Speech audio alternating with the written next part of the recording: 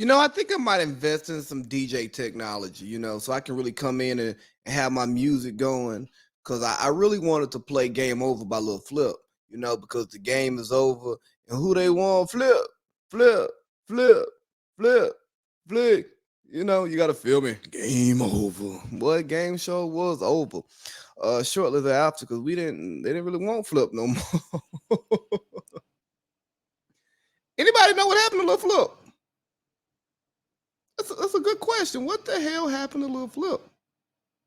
I ain't seen or heard from Lil Flip since the game was over.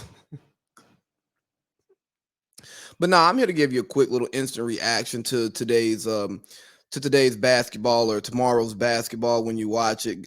Game one, Warriors, Lakers. Lakers in six. Lakers in six. I told y'all Lakers in six. I've been listening to some of the pundits talk about, oh yeah, the Warriors championship pedigree. They're gonna run through the Lakers. The Lakers don't match up well to them, and I go, I don't think we watch the same version of basketball. Because the Lakers have the ultimate unicorn that they can't match up with, and that's Anthony Davis. Because Anthony Davis, on his good days, is a three-level scorer. He's capable of games like today 31, 23, and 4 blocks. And he was a total defensive force. Hey, Kayvon Looney, yeah, you're going to get your 20 rebounds too, but you ain't getting everything down here. Yeah, no. And guess what? We can take you off the court in crunch time. So now there's no rebounding for the Warriors, whereas Anthony Davis gets to play during crunch time. This is why days like today are why people are get so disappointed and upset with Anthony Davis because of his lack of consistency as the best player on the court. Because he's capable of being the best player in basketball.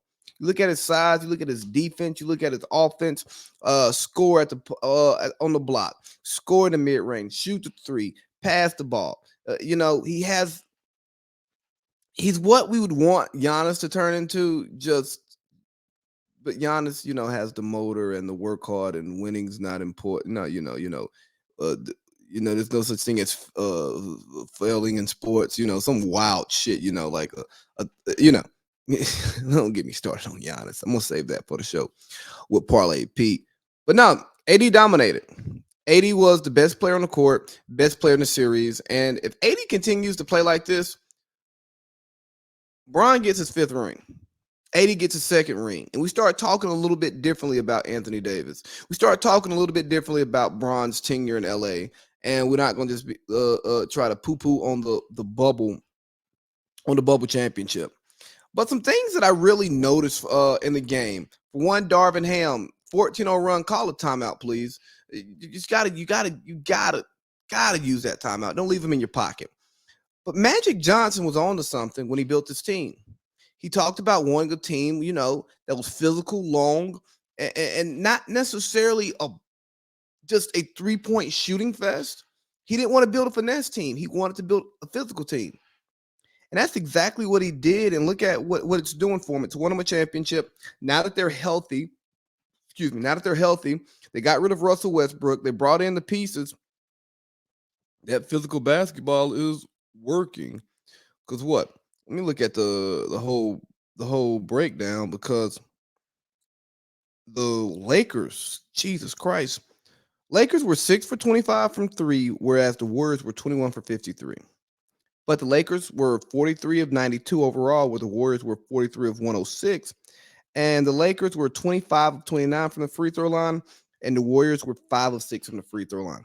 Guess what? If we shoot 23 more free throws than you, we win. We win. Yes, your threes. 21 to 6. That's a huge disparity, right? 21 times 3 is what? 63 versus 18 points from the free throw for the Lakers, 1860. But the Lakers killed in points in the paint. Let me see if I can find points in the paint. Lakers had 54 points in the paint versus the Warriors 28. Why? Because Kayvon Looney is not a rim protector. He's a great rebounder, but he's not a rim protector. He has no answer for Anthony Davis. Then you have D'Lo, who had a timely 19.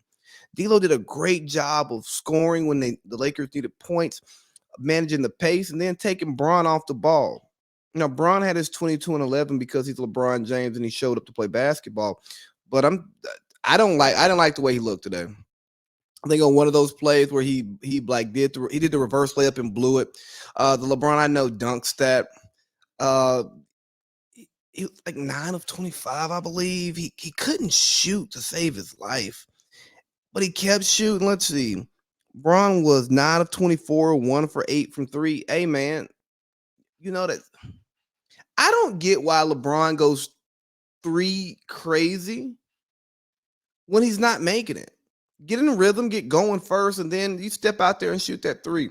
You didn't shoot the 3 well in the Memphis series, and it's not looking good. And I knew early on, I go, oh man, it's gonna be one of them games. Bron shooting that 3. And maybe he was conserving energy for the next game. Or the next game, I don't know. And Bron knows way more about basketball and himself than I do, but it's just sometimes frustrating, when you see him shooting these bad threes.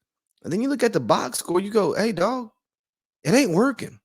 And it's not like they were pressing up on him or they were good rhythm shots. They were giving them to him. Draymond was like, nah, I ain't going out there. He with us. Nah, I don't think he would say nothing like that. But no, Bron couldn't get the 3 going. But I really like this Lakers roster. Like, you got 6'9" Vanderbilt chasing Steph around. Steph was 10 of 24 today. I'll take that. He was 6 of 13 from 3, but 10 of 24 from the field.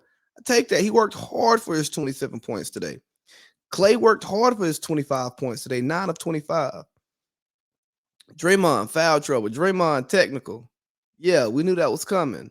I was talking to Parlay Pete at halftime. I said, look, man, Draymond's going to get in foul trouble. Take the Lakers second half. Take the Lakers second half. Because Draymond's going to get in foul trouble. They're going to take him off the court. And then the Lakers are going to do what the Lakers are going to do. But I really, really, really liked this. Defensively, I think Darvin Ham had an interesting approach. I mean, of those 21 threes, 18 of them came from Steph, Clay, and Jordan Poole. Each of them hitting 6. Golly, I'm saying a lot. I'm sorry, guys. That's terrible for the listening experience. Let me be better than that. But the Lakers, they did an interesting thing on defense where they didn't really guard Draymond or Kevon Looney. I mean, I wouldn't guard Kevon Looney either because he doesn't have a nice offensive game anymore. Apparently, he did back in high school when he was a 5-star, but now he doesn't. He's a rim runner, kind of sort of screen setter, but he's mainly a big body for rebounding, and he did that. He did that very well, but AD didn't have to guard him. It allowed AD to float around and contest at the rim and get 4 blocks. It allowed LeBron to rest with him guarding Draymond and help out on the shooters. Now, hopefully the Lakers check out the film and they adjust a little bit because there was a lot of shooting of the gaps. And you just can't do that. You got to stay tight on those shooters because when you shoot that gap, they're just going to relocate based off of where you're not. And then whoopsie, we got a 3. Whoopsie, we've got a 3. And whoopsie, Jordan Poole, what were you thinking? Down 3. Yeah, they got the double on Steph. You going to pull up that deep? I'll take a 30-foot shot down 3 with Steph Curry on the court, with Klay Thompson on the court, hell, with Andrew Wiggins on the court. That's probably why Draymond punched you in your mouth, man. I know Jordan Poole got victimized by so many people because, oh man, a teammate shouldn't punch another teammate. That shouldn't have happened. Yeah, maybe it shouldn't have happened. But don't nobody get punched for no reason. There's always a reason why somebody gets punched, especially in that environment where I know I got to see you again. I got to continue to be around you. And now the front office is like, oh boy, we did give him this max rookie extension. Hey, Toronto, OG Anunoby. What's your thoughts on that one? Hey, Boston, Jaylen Brown sign and trade. Yo, they gotta get that man out of there. Steph was pissed, you know. You saw the other day where he brushed off Draymond, and then Steph had to check him, and apparently he brushed him off again. It's just like Jordan Poole is swimming in his own water. It ain't the Splash Brothers in the pool. No, no, no, no. It's the Splash Brothers in the empty pool. That pool ain't got no splash. I mean, it was just dumb basketball play. It was, yes, he was open, but it was super deep. You weren't hot anymore. It's not like it was because he had his heat check earlier when he had like the 9 points in like 90 seconds type deal, right? But that wasn't that. The game's on the line. Get the ball back to Steph Curry. Know your role. It's one thing if Steph passes you the ball with like 2 seconds left and he gives you a good shot. But that wasn't you getting a good shot. That was you taking a terrible shot.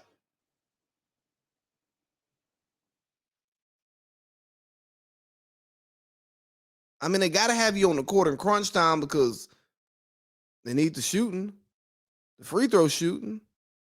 But your liability on defense, and now you're taking bad shots with the game on the line in an important game one that you're trying to win because you don't really want to lose home court advantage because you are the worst road team in the playoffs still. I'm just saying. Jordan Poole, don't you don't want to go to Toronto next year. Better watch yourself. Now, but all in all, man, it was a good game. I'm looking forward to the series. I think it's going to be great. Hopefully, we can see LeBron turn back the hands of time because Jesus, God Almighty, boy, you're looking your age. We need you to look more like your number 23. We need you to look more 23 than 40. Also tonight we saw the Knicks tied up 1-1 versus the Heat. Julius Randle returned, no Jimmy Butler, so the Heat are down Jimmy Butler and Tyler Hero, and it was a close game. To pretty much the very end, I thought a couple of pivotal calls, some big threes, one by Jalen Brunson, then another by his former teammate. Uh, why did his name just slip my mind? Like I see his face, Josh Hart. There we go. Another big three by Josh Hart in the corner. Pretty much sealed that game. But you know, the big play in that game is the Brunson three, and then the four point play because Bam tried to run through the screen. I thought maybe it's my understanding or lack of understanding of the rule, but I think Scott Foster saw it differently than I did. But it's Scott Foster, so you never know. And then the the shot clock violation. Hey, Spo, call timeout and challenge it.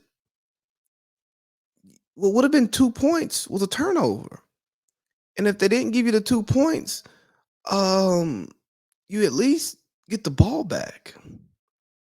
You get a chance to not let them come down and score points. I thought that was a big misstep by Spo because, well, I mean, again, what do we hold on to these timeouts for? What do we hold on to our challenge for? You got one. It's the end of the game. It's a pivotal point at the end of the game. Use your challenge. Just challenge it. But Miami probably didn't plan on winning this game today, anyways. Could have stole a second one going home up 2-0. Would have been really nice. Maybe would have even given you an opportunity to give Jimmy another day off. He probably wouldn't have taken it, but you would have had that. But we're going to Miami. Let's see what they do. I think Miami wraps this bad boy up in 6, maybe even with a gentleman's sweep because I just can't imagine the Knicks in the Eastern Conference Finals. I mean, I just don't see it. If they make it, good on them, and it proves that front office right for signing Jalen Brunson and not trading for Donovan Mitchell. Carmelo Anthony, looking at Melo courtside and being excited as a fan, it was just kind of weird to me. I'm a fan of Melo's game, but Melo kind of annoys me. I don't know why. He's just kind of annoying. Like Melo, what you so excited for? Just watch the game, chill, man. They're doing stuff you couldn't do. They're bringing excitement in round two. But it's good to see the Knicks being relevant again in the NBA. Uh, I don't have much for the Suns and Denver. I don't really like to watch Denver play basketball. Jokic is amazing. He dominated last night, but they're boring. They're just boring to watch. Superstar Jamal Murray did exactly what I thought he'd do. After having a great game one, he turned back into superstar Jamal Murray. He's not good for two in a row. That's just not really his thing. Up and down and up and down and up and down. I heard someone on a nationally syndicated sports show say at the end of this series, once Phoenix gets put out by Denver, we're gonna have to put Jamal Murray and Devin Booker in the same class. I go, same class of what? I mean, they both went to Kentucky, but same class of what? They're not the same caliber of player. They don't have the same caliber of production. Jamal Murray's not an all-star. Jamal Murray's not an all-NBA player. Jamal Murray can't consistently be the best player in a series. I mean, hell, he's not the best player on his team. Has he been the best player on his team since he left high school? Mm. But no, you can't. Stop it.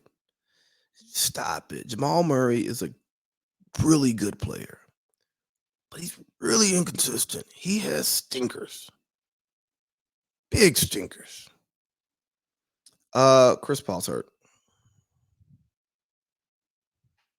Enough said. I'm gonna reevaluate it in a week, so he's gonna miss the next 3 games. Let's figure out how they play without Chris Paul. They're already a pretty shallow team, no depth, but without Chris Paul, I don't really know what they do. Let me see.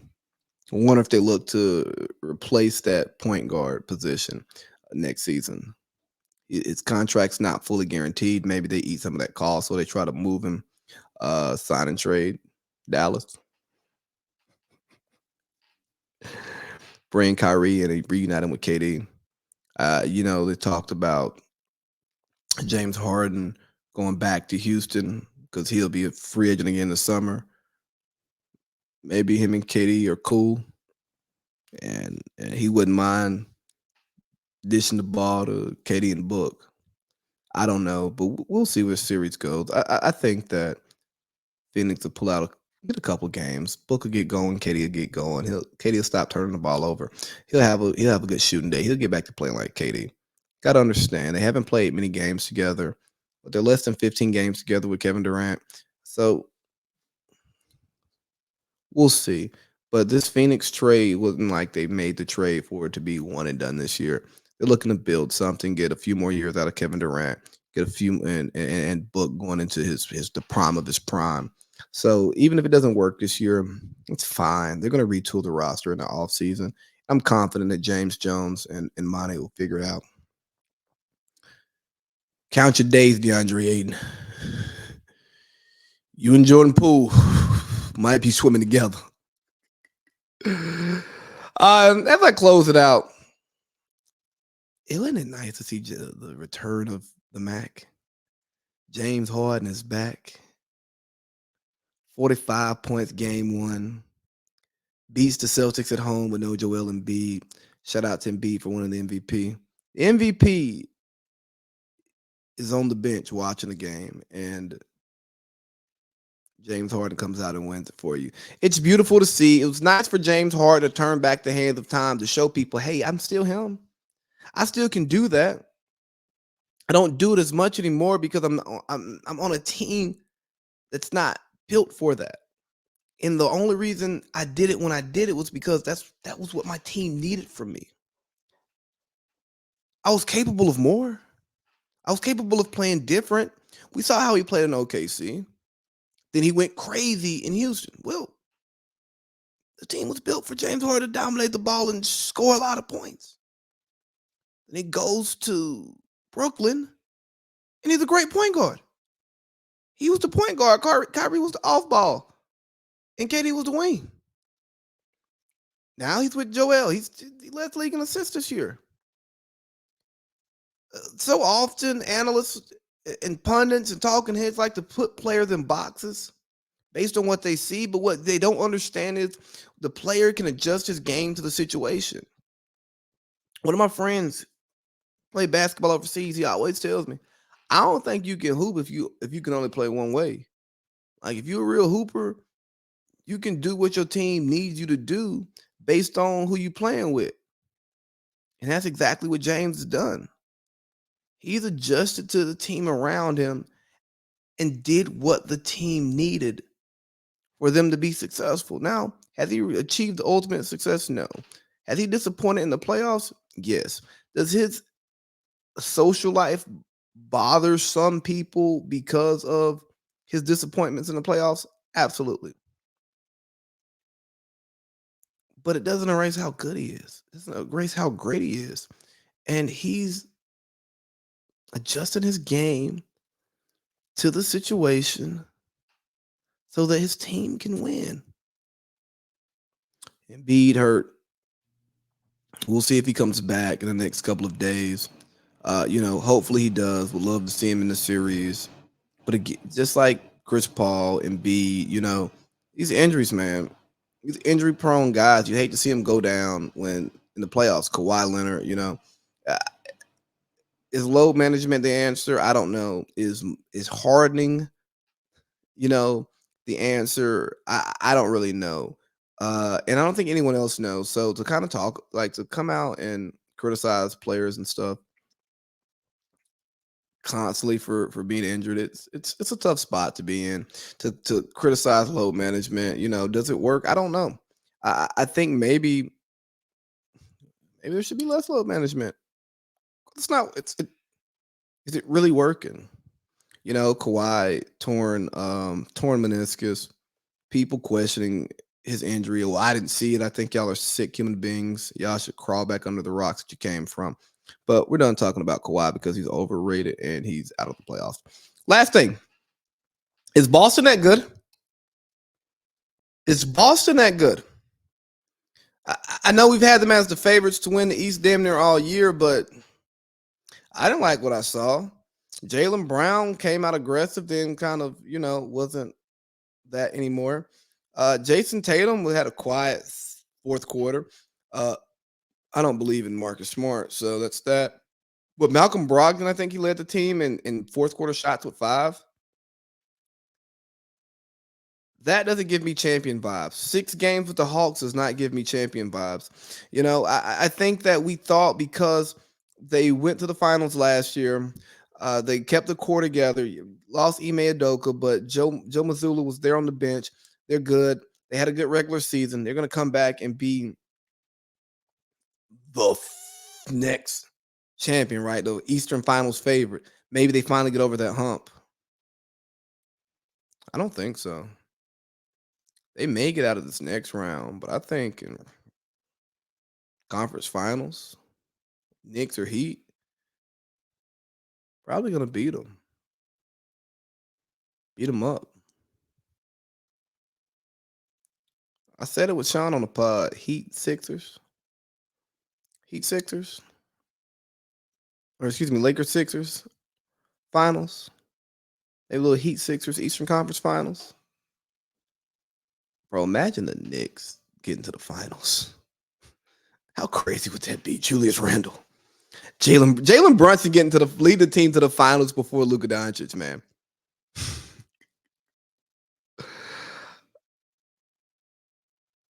Man, great playoffs, man.